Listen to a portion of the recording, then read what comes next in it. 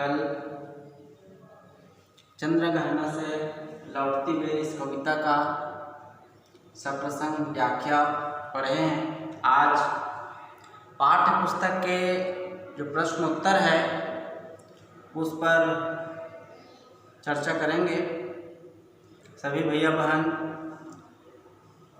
अपने अपने पुस्तक खोल करके साथ में मिलाते हुए पढ़ेंगे, सुनेंगे और कॉपी में लिखेंगे भी।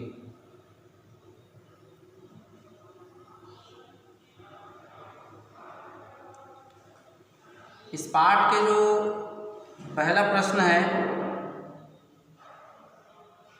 अलसी के मनोभाव का वर्णन कीजिए।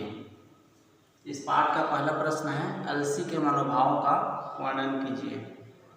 कल हम व्याख्या के समय बता रहे थे कि अलसी खेत में उगने वाले पतली लचीली कमर की संज्ञा देने वाली का पौधा है। तो यहाँ पर इस प्रश्न का उत्तर ये है, अलसी के मनोभाव का वर्णन कीजिए। अलसी के पौधे पतले होते हैं। अलसी के पौधे क्या होते हैं? पतले होते हैं और कहीं भी उग जाती है, इसलिए कवि ने उसे हठीली या जिद्दी कहा है। पतली होने के कारण उसे पतली व लचीली कमर की संज्ञा दी है। यह अन्य पौधों के साथ उग जाती है, इसलिए कवि ने यह भाव व्यक्त किया है कि यह मिलकर उगी है। उसके नीले फूल अत्यंत मनमोहक प्रतीत हो रहे हैं। अगला प्रश्न है, विजन। विजन अर्थात निर्जन, सुनसान। विजन किसी व्यापारिक नगर से क्यों श्रेष्ठ है? एक बार फिर से सुन लीजिए प्रश्न। विजन किसी व्यापारिक नगर से क्यों श्रेष्ठ है?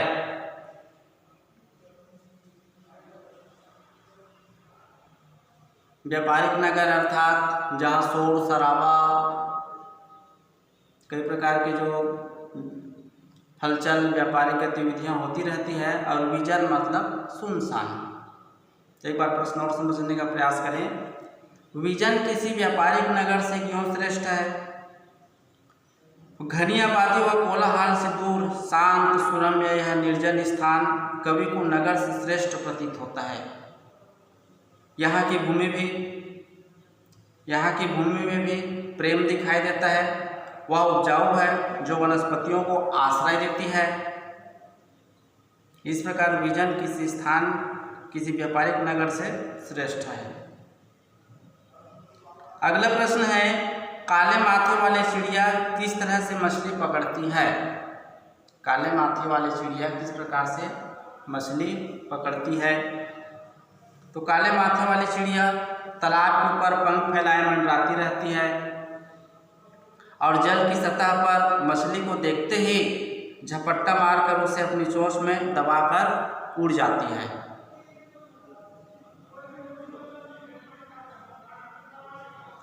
अगला प्रश्न है, बांधे मुरैठा शीश पर। बांधे मुरैठा शीश पर, कल बताया गया था मुरैठा अर्थात पगड़ी, शीश अर्थात सिर पर। तो बांधे मुरैठा शीश पर इस पंक्ति के माध्यम से कवि क्या कहना चाहता है? प्रश्न एक बार ध्यान से फिर सुनिए। बांधे मुरैठा शीश पर इस पंक्ति के माध्यम से कवि क्या कहना चाहता है? तो चने के खेतों को देखकर कवि कल्पना करते हैं कि चने के पौधे पर खिले उसके फूल ऐसे दिखाई देते हैं।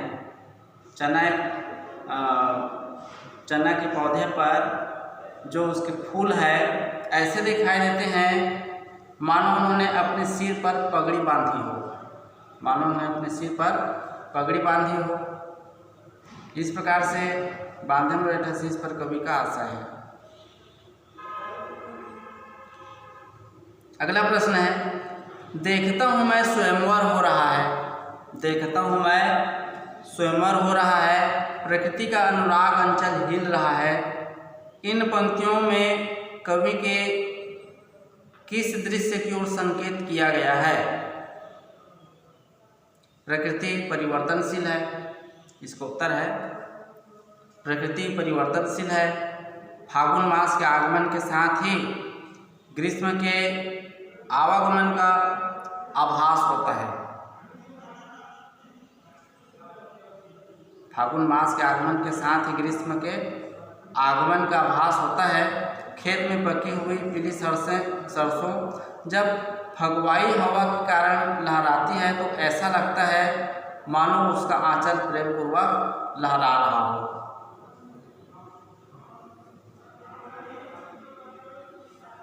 अगला प्रश्न है, प्रेम की प्रिय भूमि को अधिक उपजाऊ क्यों बताया गया है? प्रश्न एक बार और सुन लीजिए। प्रेम की प्रिय भूमि को अधिक उपजाऊ क्यों बताया गया है?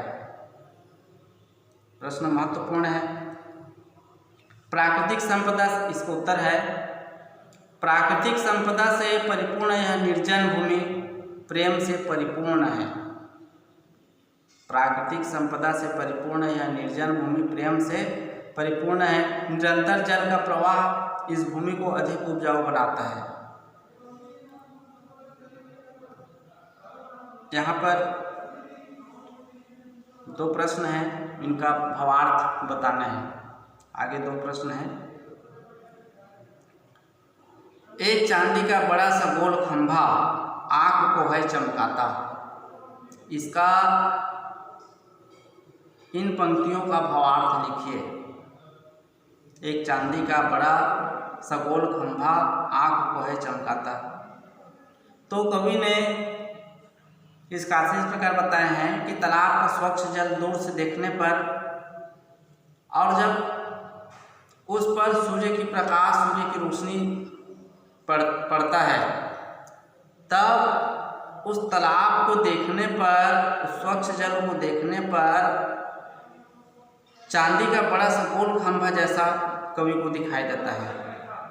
वह ऐसे चमक रहा है जिससे दृष्टि चमकता जा रही है, अर्थात आंख को चौंधिया जाती है। तालाब के जल पर जब सूर्य का प्रकाश पड़ता है और उस जल को देखने पर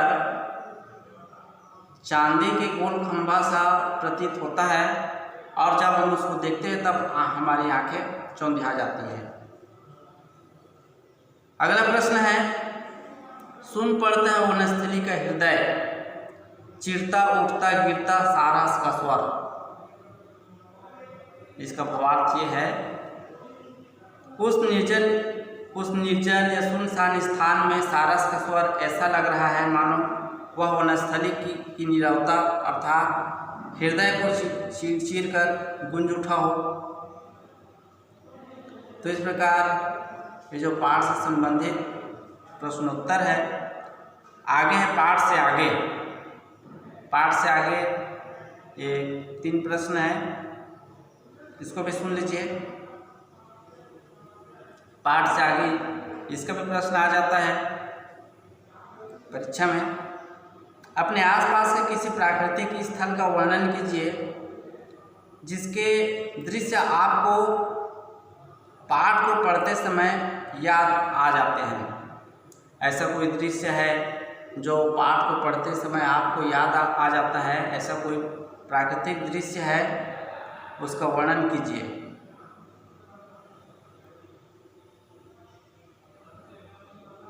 तो इसको अपने ढंग से भी लिख सकते हैं। जहाँ इस प्रकार कोई प्राकृतिक दृश्य आपको दिखाई देता है, जैसे जगदलपुर, कांकेर घाटी, मैनपाट घूमते समय, ऐसे ही अनेक प्राकृतिक दृश्य मानस पटल पर सजीव चित्रित हो जाते हैं।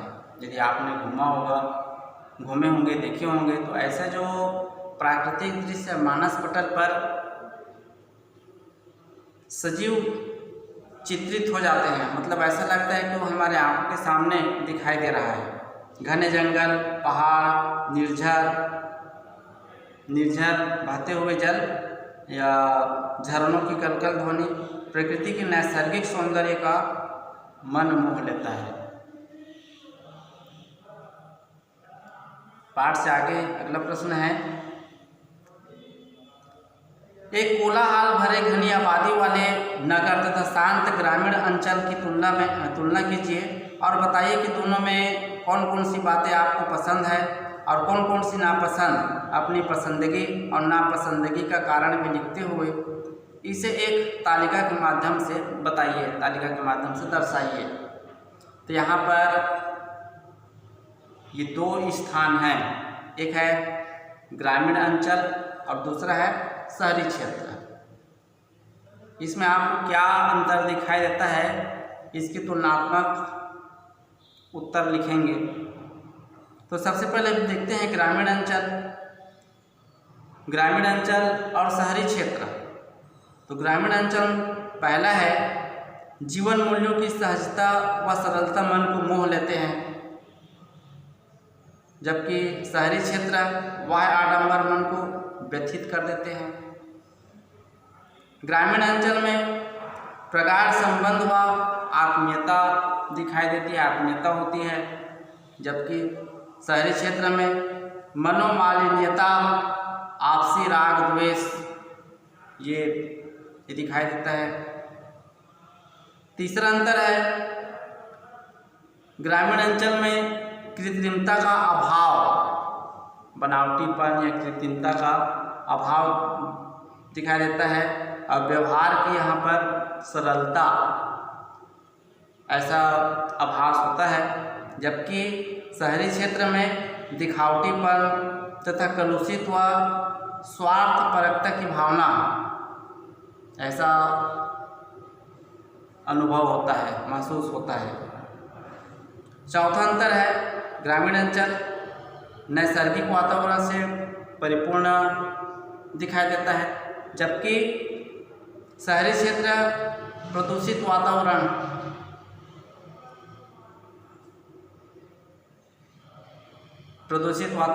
सा प्रतीत होता है। अगला अंतर है, ग्रामीण अंचल में सामूहिकता की भावना का विकास दिखाई देता है, जबकि शहरी क्षेत्र में स्वकेंद्रित भावना को बल मिलता है। इस प्रकार से एक कोलाहल भरे घनी आबादी वाले नगर तथा एक शांत ग्रामीण अंचल की तुलना में हमको ये बातें जो है दिखाई देती है।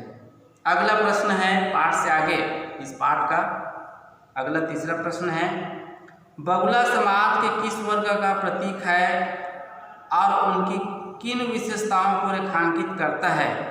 आज के समाज में यह उदाहरण कितना प्रासंगिक है? महत्वपूर्ण प्रश्न है ये। एक बार प्रश्न फिर सुन लीजिए, बगुला समाज के किस वर्ग का प्रतीक है और उनकी किन विशेषताओं को रेखांकित करता है? आज के समाज में उदाहरण कितना प्रासंगिक है? तो बगुला समाज के लोभी, स्वार्थी व कपटी वर्ग का प्रतीक है। बगुला समाज के स्वार्थी, लोभी व कपटी वर्ग का प्रतीक है। कपटी मिष्टभाषी होते हैं, मीठे बोलते हैं, पर स्वार्थ के वशीभूत होते हैं। वर्तमान में समाज में इस प्रवृत्ति के लोगों को यह दिखता है, अतः यह उदाहरण प्रासंगिक है। इस प्रकार से ये जो पाठ के महत्वपूर्ण प्रश्नोत्तर आप अपनी कॉपी में नोट कीजिएगा और याद कीजिएगा।